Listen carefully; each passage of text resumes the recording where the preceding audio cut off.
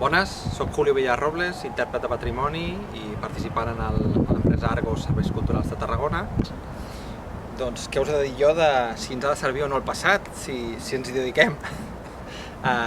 Jo crec que sí, jo crec que el passat és potser l'única eina que tenim per interpretar el que ens passa avui en dia, sobretot per poder veure quan el passat s'han enfrontat en situacions com les de dificultat d'avui en dia, què s'ha fet.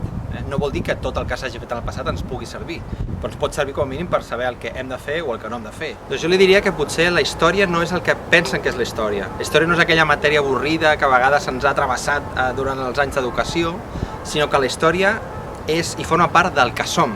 Nosaltres som la nostra pròpia història.